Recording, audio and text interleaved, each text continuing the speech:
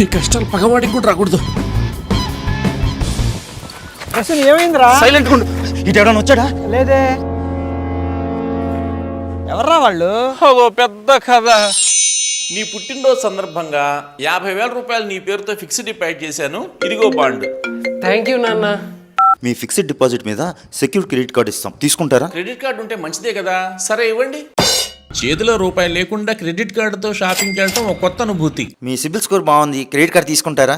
మళ్ళీ fixed deposit చేయడానికి నా దగ్గర డబ్బులు లేవయ్యా. ఈసారి ఫిక్స్డ్ డిపాజిట్ అక్కర్లేదు, క్రెడిట్ లిమిట్ కూడా ఎక్కువ వస్తుంది. గదిలో ఒక్క పోతగా ఉంటుందిరా. మన దగ్గర క్రెడిట్ కార్డు ఉందిగా, ఈఎంఐలో ఏసీ కొనేద్దాం. వచ్చే నెలలో బీనస్ వచ్చే అవకాశం ఉంది, బిల్లు ఈజీగా కట్టేయచ్చు.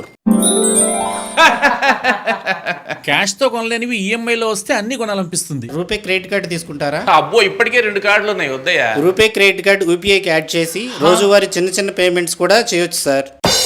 ఇక మీదట పాలకి నీళ్ళకి కూడా క్రెడిట్ కార్డుతో ఫోన్ పేనే. 15 రూపాయలు మీకు ఫోన్ పే ద్వారా వచ్చాయి. చిన్న చిన్న ఖర్చులకి ఈ నెల 38,000 బిల్ అయిందా? అయ్యో అవునా. ఈ నెలలో వస్తుందనుకున్న బిజినెస్ ఆగిపోయింది.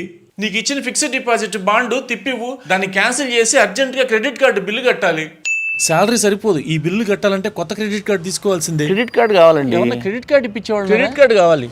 ఒక కార్డు అప్పు ఇంకో కార్డుతో తీర్చడం తప్ప బయటపడే మార్గం ప్రస్తుతానికి కనిపించడం లేదు. ఎంత ఛార్జెస్ పడ్డా క్యాష్ డ్రా చేయక తప్పట్లా. సార్ ఈ కార్డు బిల్లు మీరు కట్టి ఆ డబ్బులు ఈ కార్డు మీద స్వైప్ చేసుకోండి, మీకు కమిషన్ ఇస్తా. నాకు సిబిల్ స్కోర్ పోకుండా ఉంటుంది. 500 ఫోన్ పే చేస్తాను, కొద్దిగా క్యాష్ ఇస్తారా?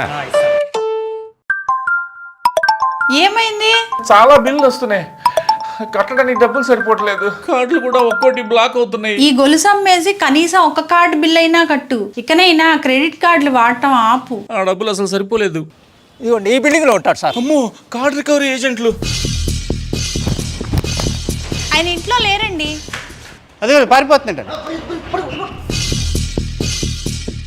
అది బ్యాంక్ తప్ప కార్డు వలన కలిగిన నష్టమో కాదురా, నీ తప్పు. నేను 10 సంవత్సరాలుగా క్రెడిట్ కార్డు వాడుతున్నా, ఒకసారి కూడా బిల్లు కట్టలేక ఇబ్బంది పడలేదు. ఎంత ఖర్చు చేయాలో అంతే చేస్తా, టైంకి బిల్లు కడతా. నీలాగా కంట్రోల్ లేకుండా వాడేవాడికి ఈ సమస్యలను వస్తాయి. సర్లే, పరిస్థితులు బాలేవుగా, మనశ్శాంతి కోసం బార్కి వెళ్ళి మంది వేద్దాం రా. క్రెడిట్ కార్డు బిల్లు కట్టడానికి డబ్బులు లేవు గారా. మంది ఆడడానికి ఇందులో లిమిట్ ఉంది. అరే నువ్వు మారవరా. ఇదిగో బాబు, మీరు ఎత్తుకేవాడు ఇక్కడే ఉన్నాడు.